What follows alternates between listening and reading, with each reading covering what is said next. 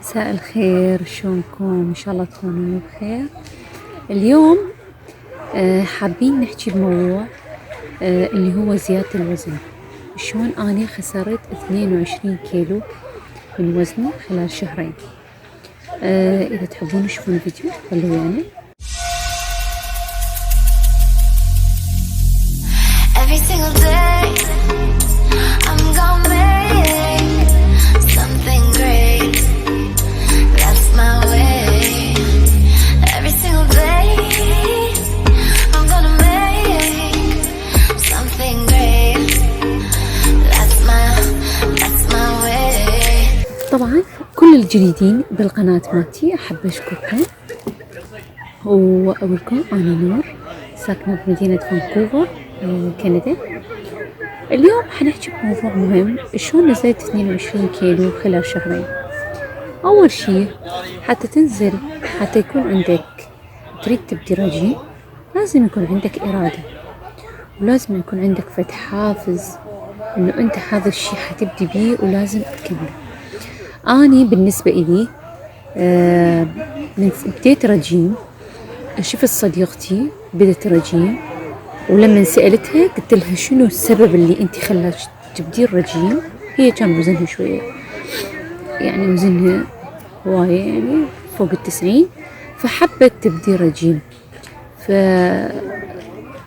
فاللي عجبني بيها انه اني وديت لها فد يوم اكل وقلت لها يعني هذا مسويتش لحم بعجينة وحارة، فقالت لي لا انا ما اكل. لما شفتها هيك عندها عزيمة وإصرار إنه تضعف، سوت لي واهس إنه أنا همينة أسوي رجيم. بس هي الرجيم مالتها أخذت راحت على مركز، المركز كانت تاخذ هذا البروتينات اللي يحلوها بالمي، وسوت الرجيم مالتها، وكانت تمشي يوميا ساعة، تروح وتجي المركز ساعة. وأنا كنت ما أقدر، عشان بنتي صغيرة لازم أبقى وياها بالبيت الصبح، وما أقدر أروح الصبح للمركز. فسويت الرجيم قمت أدور بالإنترنت، فقمت أقلل سعراتي الحرارية اللي أكلها. بعدين لما قمت أدور بالإنترنت اكتشفت إنه لازم أكل فوق 1000 سعرة حتى يبدي الجسم يحرق. بعدين عندك الشيء المهم انه من تقعدون من النوم الصبح لازم تشربون مي ويا ملعقة عسل، وتنتظرون مدة من ساعة إلى ساعتين. وبعدين والأحسن بهاي الفترة تلعبون الرياضة تقدرون تمارسوها بالبيت عادي، يعني تمارسون الرياضة بالبيت عادي. إذا تريدون فوتوا على الإنترنت وطلعوا شنو الرياضة اللي انتم تريدوها، او طلعوا اسهل رياضة انتم يمكن تسووها. ما عندكم انترنت، ما عندكم شيء تقدرون تلعبون هذا رياضة الحبل، ما عندكم حبل بإيدكم وهيجي وقفزوا باليوم 50 إلى 60 مرة. يعني إذا تقدرون تسووها الصبح 60 وبالليل 60 أو بالصبح 50 و50 كله زين. بعدين ورا الساعتين من شربتي ماي تبقوا ساعتين أو ساعة حسب أنتوا شلون متعلمين تاكلون. يعني إذا مثلا الموظفين يختلف شغلهم عن ربات البيوت، فعلى العموم ورا ساعتين تقدرون تاكلون الأكل اللي حتاكلوه. أنا كنت آكل الصمون الأسمر، التوست الأسمر. طبعا التوست الأسمر يعني هو والتوست الأبيض بيه سعرات حرارية، بس التوست الأسمر يشبع أكثر من التوست الأبيض، فكنت أنا أحب أكثر. فتجيبون توست، مثلا توستين سمر تدهنوها بجبن وياها سلطة وياها شاي، وياها، أو إذا مو سلطة خضروات. تنتبهون كلش على مسألة الزيتون هم اللي بيه سعرات حرارية، يعني كلها بيه سعرات. مثلا من تروحون تشترون أجبان، تبغون السعرات الحرارية مالتها، يعني ايش قد السعرات الحرارية مالتها. تباعون ايش قد بيها دهون، قد بيها سكر، كلها تباعوها، دققون بهذا الموضوع. أني كنت آكل الجبن العرب اللي بدون ملح، وهسه أسوي لكم فيديو نسوي جبن إحنا بالبيت، وتقدرون تسووه أصلا بالحليب القليل الدسم. أنا حسوي جبن وأشوفكم، لأن ما عندنا جبن حبة سوداء وأنا أحبه، وحتى لو موجود بالمحلات العربية ما أقدر دائما أروح أشتريه. فاليوم إن شاء الله أسوي لكم أني طريقة عمل الجبن، وهاي حتفيدكم هواية. أوكي، من تتريقون سويتوا الريوق، ورا الريوق بساعتين تاكلون سناك.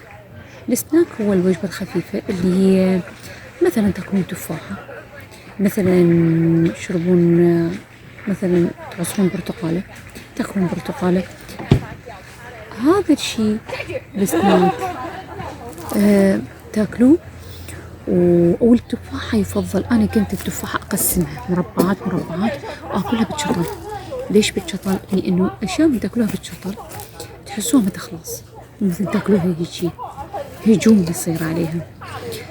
أي الفترات والسناك هم من تنتظرون ساعتين إلى 3 وما تاكلون شيء. هاي الفترة تشربون بيها ماي. الفترات اللي ما حتاكلون بيها اللي هي ساعتين أو 3، هاي تشربون بيها ماي. المفروض باليوم يشربون 3 لتر. طبعا أنا قاعدة برا بحديقة وذولي أصواتهم يعني أذرونا صينيون. فعلى العموم هسه أنت نجي بفترة الغداء لازم تاكلون يا اما لحم دجاج سمج، واذا ما عندكم اللحم الدجاج والسمج تقدرون تبدلوها بالفاصوليا، بالفول، بالعدس. هذه همينة يعني ها بي بروتين، وهاي الاشياء تفيد. ويا ذني الاشياء اللي حتسووها طبعا تحطون كمية، وبعدين وياها حتحطون خضروات. يعني الصحن حتشكلوه، حتخلون لي بروتين، حتخلون بيه خضار، حتخلون بيه كربوهيدرات، اللي هي أنا كنت أسوي خاشوقتين، ملعقتين برغل، أنقعهم زين، أنقعهم كل فترة، وبعدين أطبخهم بدون زيت. يعني أجي أنا أطبخهم بالدلة مال نسوي بيه القهوة، أطبخهم كنت كلش طيب. إذا ما تحبون البرغل تقدرون تاخذون توستاية وتاكلون وياه هنا الأكل زين. من تخلصون الغداء ماكو في فشي اسمه نحلي، ماكو شيء. إذا تريدون ويا الغداء تاكلون تمراية، وطبعا حتى التمر بسعرات حرارية. فورا الغداء همين تنتظمون 3 ساعات، وهاي 3 ساعات وراها انتو تريدون تشربون شاي بسكت. المهم من هذا كله انه الساعة 8 الساعة 9 بالليل نقطع الأكل نهائيا، نقطعه. هذه الفترة الجسم لازم يبدي يهضم احنا ايش أكلنا بهذا اليوم. هذا الشيء ورا ما تقطعين الأكل يفضل تسوون رياضة. أنا كنت دائما ورا الغداء أروح للجيم ومارس الرياضة. قلت لكم بشهرين نزلت 22 كيلو، وهسه أنا ورا 2.5 سنين زدت 10 كيلوات، وهسه دا أسويهم الرجيم. إذا يعجبكم أنزل لكم أنا شنو دا أكل، شنو الوجبات اللي بالريوق، أنزل لكم إياها بفيديو قصير. إذا يعجبكم هذا الشيء كتبولي تعليقات، وإذا تعجبكم هيك فيديوهات إن شاء الله نسوي فيديوهات جاية جديدة. أتمنى من الكل إنه ما يهمل صحته ولا تاكلون هواي. يعني أوكي إحنا نحب الأكل، السكر أنا كنت قاطعته، أكل شكر بس بنسبة قليلة كلش، بدلته بالعسل. اي فاذا يعجبكم هيك فيديوهات اكتبولي. اذا يعجبكم تعرفون الرجيم اللي انا دا اتبعه هسه اكتبولي، وان شاء الله نشوفكم فيديوهات جديدة.